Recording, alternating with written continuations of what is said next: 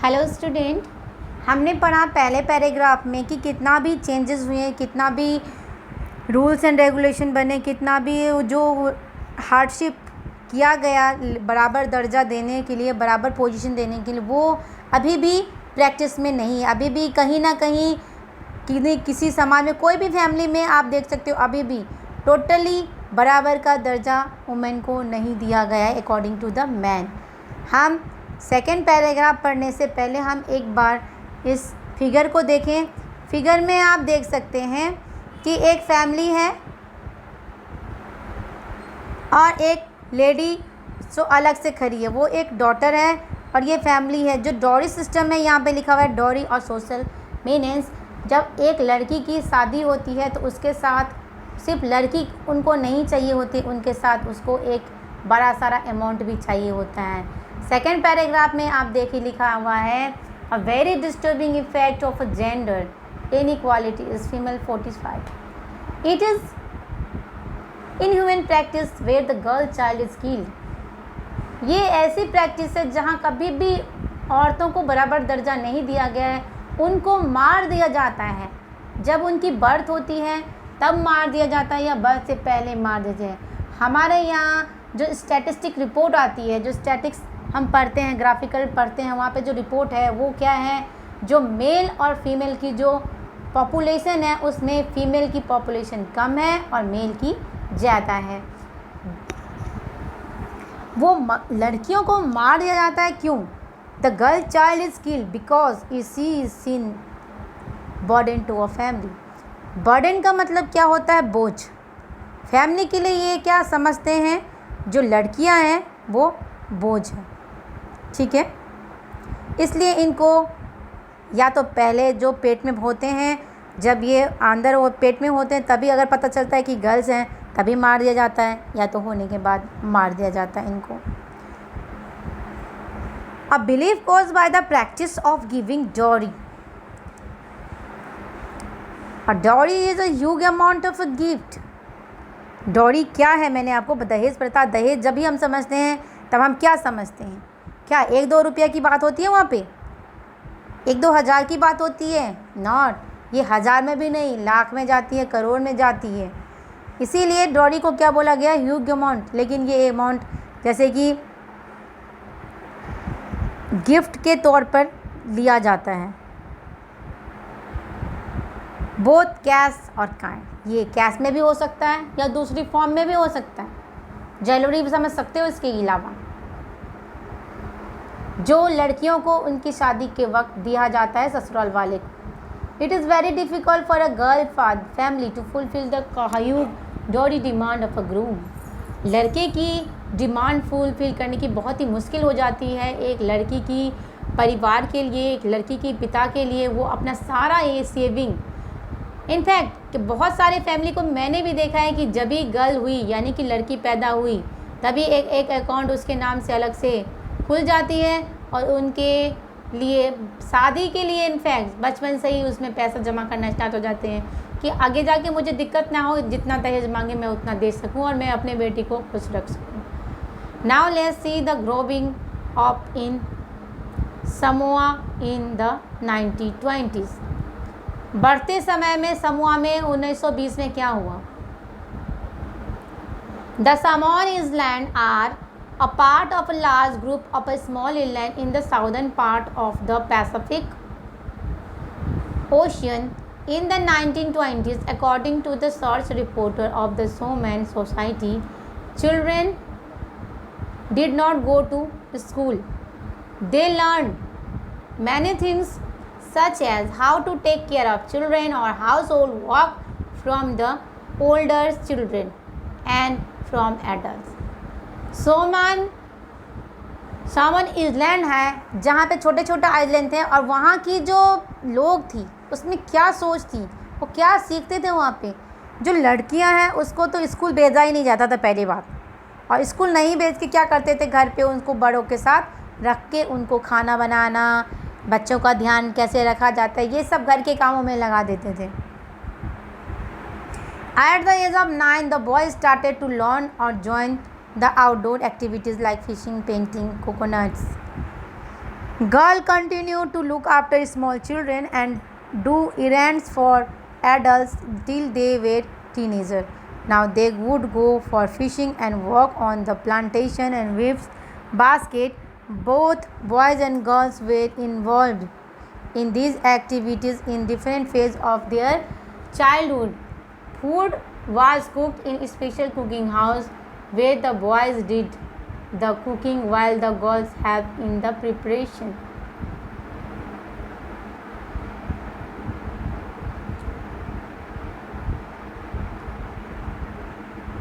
अब देखिए वहाँ की जो सोसाइटी थी, वहाँ पे जब बच्चे को स्कूल नहीं भेजा जाता था, घर के कामों में लगाया जाता था, उसके बाद जब 9 साल पूरे हो जाते थे बच्चे की, तब बच्चे जो बॉयज़ थे वो कहाँ आउटडोर एक्टिविटी जैसे कि मछली पकड़ना हो, प्लांटिंग यानी कि पेड़ कोकोनट पेड़ लगाना हो, और गर्ल्स को कहाँ रखा जाता था, बच्चों के देखभाल के लिए और डू इरेंट फॉर एडल्ट यानी बड़ों के लिए जो काम होता है, कुछ भी काम हो उनके करने के लिए.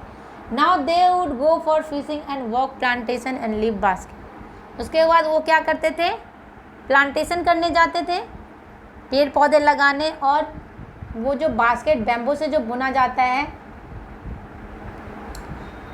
बैम्बू से जो बनती है बास्केट, वो बनाने के लिए जाते थे. Both boys and girls were involved in this activity. और इस काम में यहाँ पे दिखाया गया है कि दोनों को ही लिया जाता था.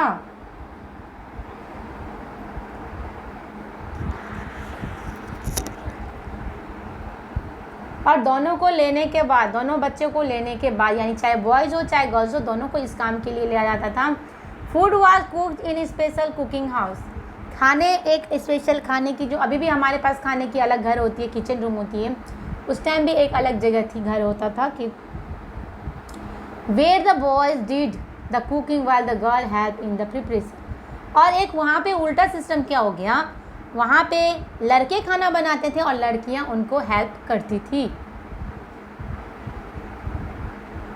ये तो शोमैन की बात है, और शोमैन की पिक्चर भी यहाँ पे दे रखे हैं. देखिए बराबर का दर्जा का जो कार्य है, कहाँ से स्टार्ट हुआ, यहीं से स्टार्ट हुआ. यहाँ पे ही फीमेल को ज़्यादा प्राथमिकता बोल सकते हैं, प्रायोरिटी बोल सकते हैं, चाहे इम्पोर्टेंस बोल सकते हैं, दिया गया है.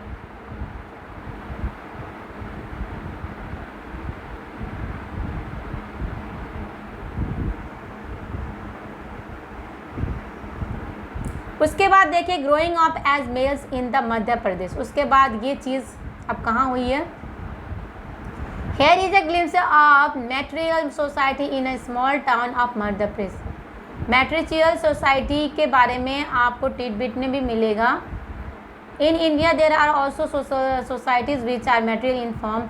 और मैट्रिशियल सोसाइटी जो society in which female specially mother plays the central role. Small pocket of South India and East India have this kind of society. Nairs and Maplas of Kerala, the tribal group of the Minkoli Island and the Goas Khas Meghalaya are some example of this kind. ये ऐसी society है जहाँ पे जो family की head होती है वो फीमेल होती है. मध्य प्रदेश में ये 1960 में आया है. From class 6 onward, there are boys and girls were sent to separate school, and even their schools are designed in totally different way.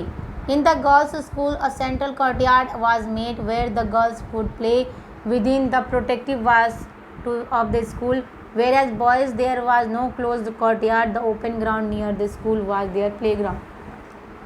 और क्लास 6 से वहाँ पे क्या होती थी, बच्चों के जो स्कूल हैं, 2 अलग अलग स्कूल हो गए, एक लड़के के लिए एक लड़की के लिए. लड़की की जो स्कूल होती थी वो वहाँ पे बाउंड्री लाइन बनी होती थी, और लड़के के लिए खुले मैदान होते थे खेलने कूदने के लिए, पढ़ाई के लिए तो हो सकते बिल्डिंग हो, लेकिन खेलने के लिए उनको फ्रीडम दी जाती थी.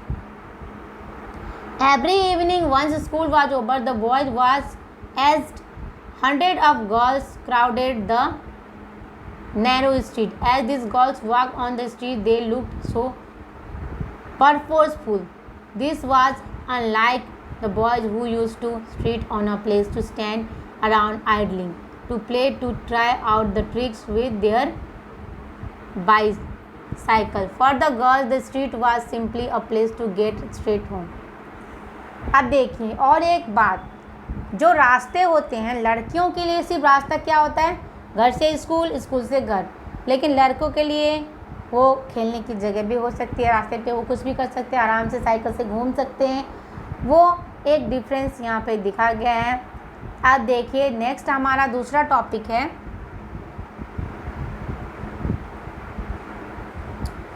Valuing house hold work. अब घर के कामों को कितनी वैल्यू दी जाती है। The work of women is not value much as compare to that of a man. अगर हम मैन से कंपेयर करें तो जो प्राथमिकता, जो वैल्यू जो दी जाती है, जो प्रायोरिटी नहीं बोल सकते उसको, जो इम्पोर्टेंस, जो दर्जा है, वो हमेशा क्या होती है, घर के कामों का कोई वैल्यू ही नहीं होता। लेकिन जो काम घर का होता है वो कभी बंद भी नहीं होता। जैसे कि आप देख सकते हो हर एक काम की संडे होती है, लेकिन घर के काम के लिए कब संडे होती है, कभी नहीं होती।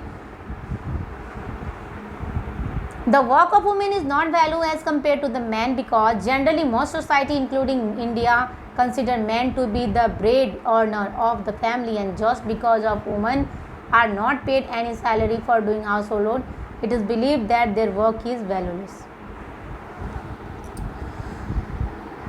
बहुत ही सोच जो है, सोच पे ही हर एक चीज़ होती है। अगर आपकी सोच अच्छी हो तो अच्छी होती है। आज यहाँ इंडियन जो पीपल है उनकी सोच ही ऐसी है कि जो घर के कामों के लिए तो पैसा नहीं मिलता, तो पैसा जिसके लिए नहीं मिलता उसकी कदर नहीं होती।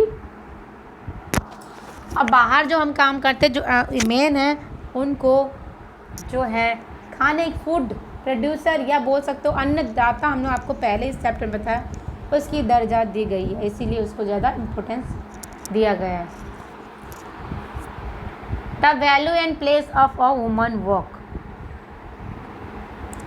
In traditional society, little or no value is placed for a woman work, since household chores like fetching water, gathering firewood, or caring of young and infants do not bring any money.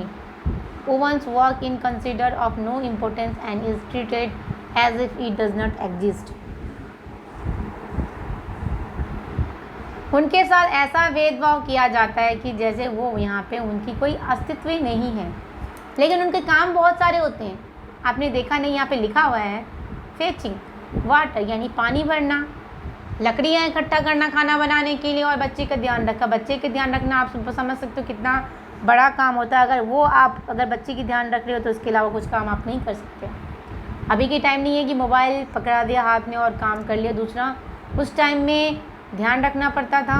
Do not bring in the money and women's work in considered no importance, और उसकी कोई अहमियत नहीं होती। This is called invisibilization of women's work. ये इसको एक word यहाँ पे दिया गया है इनविजुअलाइजेशन, यानी जो काम दिखाई नहीं देती है। Even when they work on the agriculture field helping their man folk with ploughing, planting and hoeing, threshing, their work is taken for granted. वो काम जब खेतों में काम होती है, जब फार्मिंग करते थे उनके साथ, तो वो भी उसकी भी उनको वैल्यू नहीं दी जाती थी।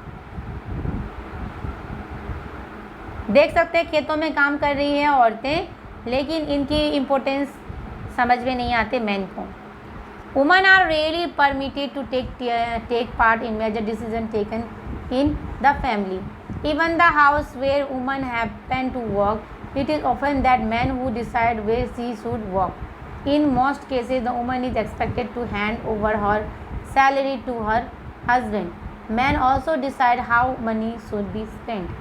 अब सारे चीज़ काम तो करते हैं औरतें, लेकिन जो ऑर्डरिंग होती है, जो हेड होते हैं, वो मैन को ही माना जाता है। चाहे वो पैसे रखने के लिए हो, चाहे डिसीजन लेने के लिए हो, कुछ भी हो।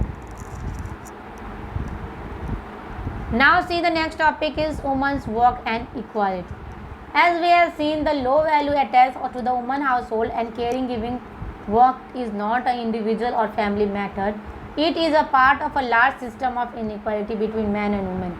It is therefore had to be dealt with through actions and not just the level of individual or family but also by the government. As we now know, equality is an important principle of our constitution. The constitution says that being a male or female should not become a reason of discrimination. और हमारी government ने अब एक rule बनाए कि चाहे वो लड़का हो लड़की हो, लेकिन इसके वजह से यानी कि जेंडर के वजह से डिस्क्रिमिनेशन नहीं होना चाहिए। दूसरा टॉपिक है हमारा गवर्नमेंट इनिशिएटिव्स। अब गवर्नमेंट ने क्या क्या किया?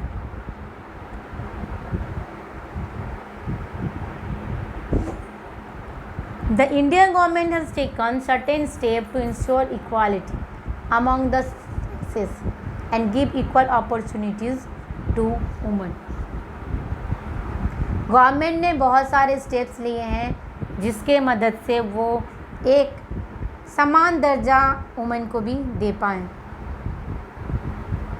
To enable the work of the women, the government has set up several Anganwadis or child care centers in the country. It has also made mandatory that the organization having more than 30 women employees must make arrangement for crèche for women to work outside the home and can also facilitate of education of girls. और इन्होंने ऐसे भी system बनाई है कि जहाँ 30 से ज़्यादा महिला हो वो बाहर जाके काम करें और अपने बच्चों को पढ़ाएं।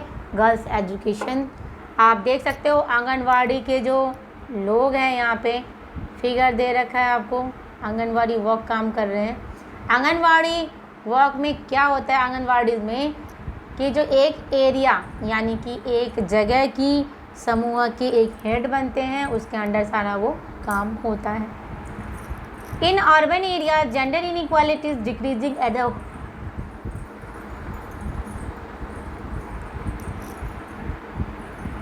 अर्बन एरिया में बहुत सारी जगह पे जहाँ पे काम करने की जगह है वहाँ पे इनइक्वालिटी कम हुई। In the governance of the country too women are playing an increasing significant role. 50% seats in the panchayat are reserve for women, यानी आधा सीट वुमेन के लिए रिजर्व किया जाता है। Women's reservation bill which proposes 33% of Senate reservation of women in the parliament and legislature has been approved by the राज्य सभा। राज्य सभा से भी वहाँ पे भी 33% सीट वुमेन्स के लिए रिजर्व रहती है। ठीक है, अब कुछ जगह पे गवर्नमेंट ने तो अपना काम किया है, लेकिन लोगों की सोच जो बदलनी है वो तो जब तक पूरे लोग नहीं बदलेंगे